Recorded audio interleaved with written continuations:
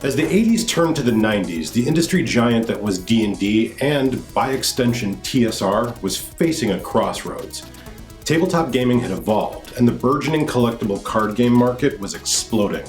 Other companies, more lean and able to adjust, started to gain momentum in the market. TSR started to see their position on top of the table slip. What would the future hold for the company that birthed modern role-playing games, as well as the most important tabletop RPG of all time? To find out more, roll 2d10.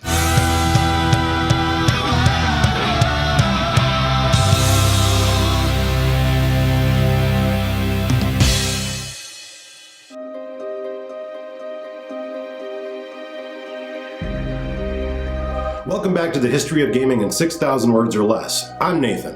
1996 was not a great year for many traditional tabletop game companies, the least of which was TSR. Finding themselves in financial straits after a year of unprofitability, despite reported sales of $40 million, TSR laid off 30 of their employees. But one must ask, how did this juggernaut of gaming and home of arguably the most popular role-playing game in history, D&D, end up in such a rut? Well, basically because of Magic. Launched in 1993, Magic the Gathering was a groundbreaking collectible card game, designed by mathematician Richard Garfield. Magic the Gathering was the first collectible trading card game ever, and was a runaway success with gamers. Easy to learn, exciting, and infinitely customizable, Magic the Gathering became the game D&D players played in between sessions of D&D. In fact, by the end of October 1993, the first year of the game's existence, the entire run of 10 million cards had sold out. Magic the Gathering was a product owned by Wizards of the Coast, a Seattle-based company founded by Peter Adkison in 1990. Before Magic, Wizards of the Coast was strictly a role-playing game publisher. That was until Richard Garfield came to them with a board game, Robo Rally, in 1991. While Wizards declined to publish the board game, they were impressed nonetheless. So Adkison asked if Garfield could develop a portable, quick-playing game for Wizards of the Coast. Garfield agreed and got to work developing a collectible card game, Mana Clash, which eventually became Magic the Gathering. With the massive success of Magic, Garfield went on to design numerous other collectible card games for Wizards.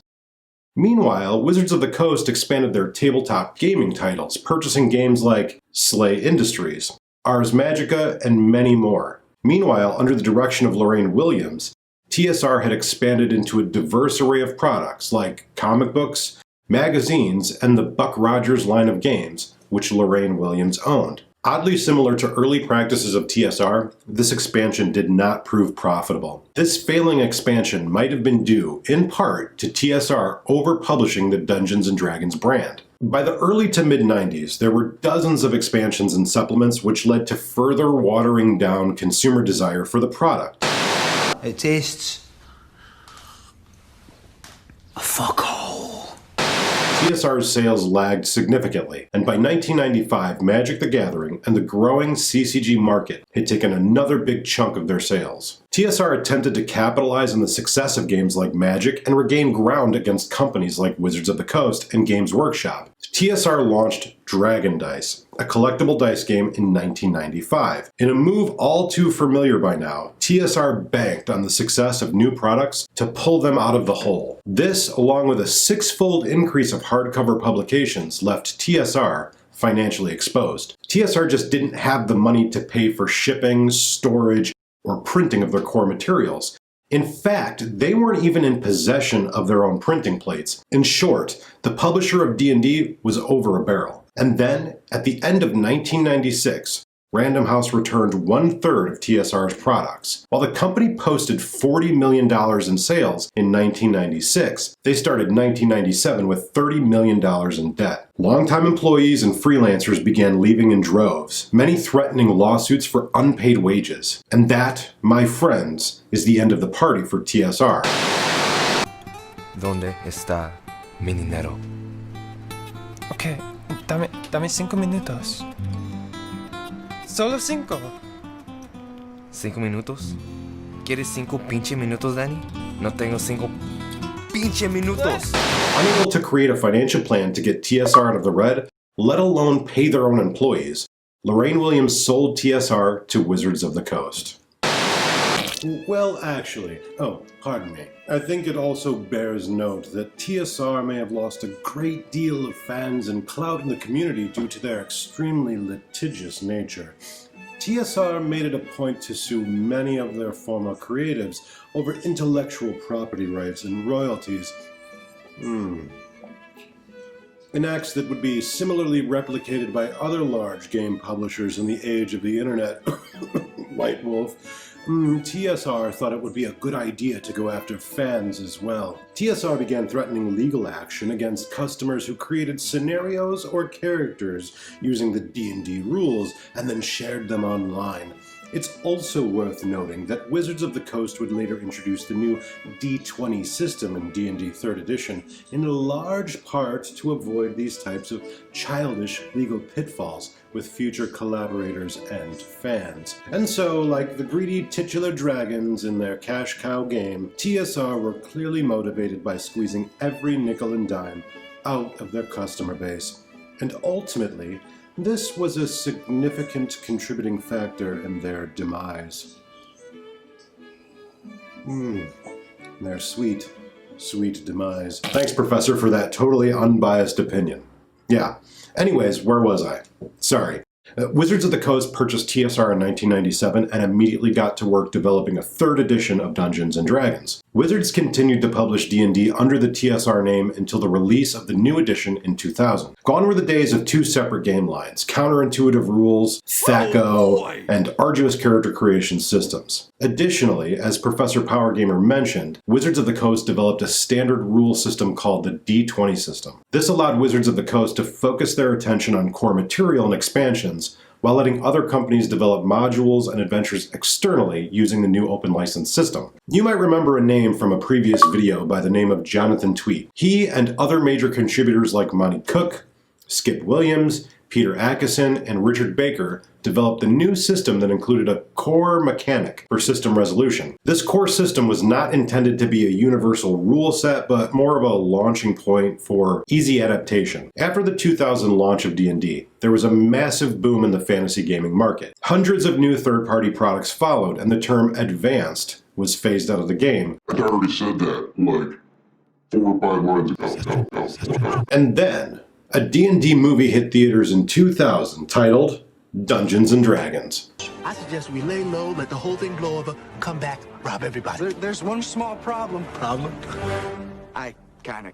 Yeah, I saw it the day it launched, and you know what? It was really good. You should go see it right now. I'll wait. Okay, are they gone? Yeah, it bombed. But that didn't take any of the wind out of D&D sales. They even made 2 direct-to-video sequels, Wrath of the Dragon God in 2005 and The Book of Vile Darkness in 2012. Who asked for these? Let me know in the comments if you've seen them. Are they any good? Anyways, I digressed. By 2003, Wizards launched an updated revision to 3rd edition called 3.5, and without warning, many third-party developers and publishers found their supplements obsolete.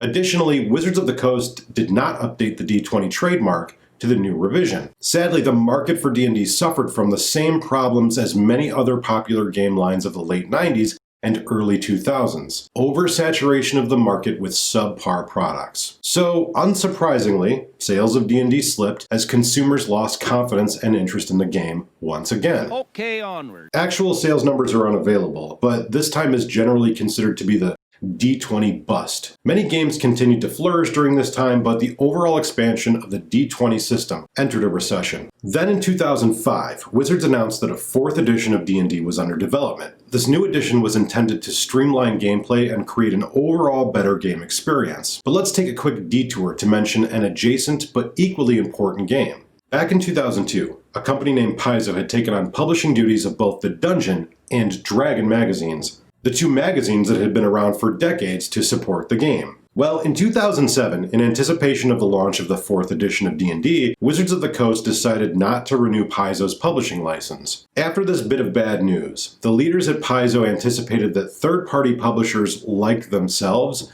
would struggle to create new titles for D&D 4th edition under Wizards' new restrictive licensing scheme. With this in mind, Paizo went to work updating and improving the 3.5 edition of Dungeons & Dragons, and ultimately released their own D20 system compatible game called Pathfinder. 4th edition launched in July of 2008, with Pathfinder launching close at its heels a little over a year later. From 2011 to 2014, Pathfinder and D&D competed to be the top-selling tabletop RPGs on the market. Pathfinder appealed to players who had really enjoyed D&D 3.5 and was even nicknamed 3.75 by fans. Meanwhile, many players of D&D were critical of the 4th edition, a common complaint being that it was too close to playing an MMO. Critics called out D&D's similarity to World of Warcraft with the new character creation talent trees, magic item disenchanting, and the new rules that turned the game into more board game than RPG. Additionally, the entire D&D world was rewritten from the ground up, destroying decades-old settings, meta plot, and removing compatibility with all earlier editions. Regardless, D&D remained in a top position in the gaming community, thanks in part to its long-standing reputation and cultural significance. Never underestimate the power of being a first-to-market product. Bullshit. Over the next few years, 4th edition expanded their releases to include new starter sets, sequels to their base books with Player's Handbook 2, Dungeon Master's Guide 2, and Monster Manual 2. Cooperative board games, box sets, and even an MMO were also released. In 2014, Wizards of the Coast launched Dungeons & Dragons 5th edition for the game's 40th anniversary. Since the launch of 5th edition, Dungeons & Dragons has steadily grown in popularity every single year. Not only did the new edition fix some bugs that detractors of 4th ed couldn't stomach, but Dungeons & Dragons was pulled back into the mainstream like no fan could have expected. From prominent features in shows like Stranger Things and Community to hugely popular internet streams like Critical Role, D&D is literally more popular than it's ever been.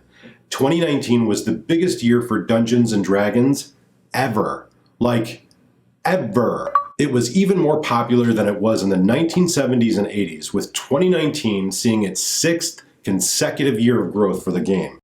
Yes, it's been a wild ride for the companies, developers, and creators of D&D, but somehow through everything the world has thrown at Dungeons & Dragons, it has remained the most powerful doorway to imagination the multiverse has ever known. It's been a game that has brought us together and divided us as well. Dungeons & Dragons helped to create an entire subculture of gaming, conventions, and storytelling, and there doesn't seem to be any end in sight. It's a game that has transcended its origins and the brilliant men and women who have helped to give it life. Thanks for watching 2D10. I hope to see you at the table soon. Join me next week for my Dungeons & Dragons 5th edition character creation tutorial. What game should I cover next? Leave me your ideas in the comments below. Also, I have a Patreon. If you like me, if you like these videos, if you want to know more, if you want to help support this channel, go to my Patreon. The link is in the description down below.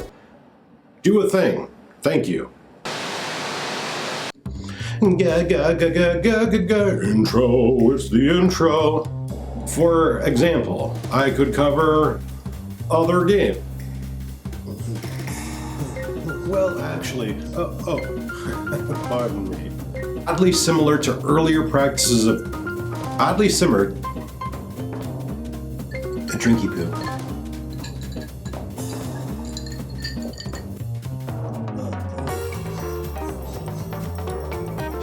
And this is where Professor Power Gamer jumps in.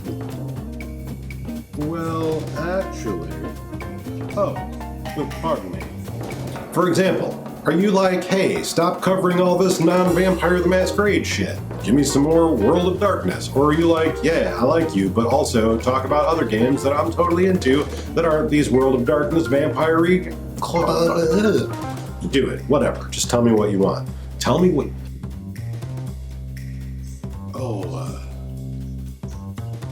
well, actually...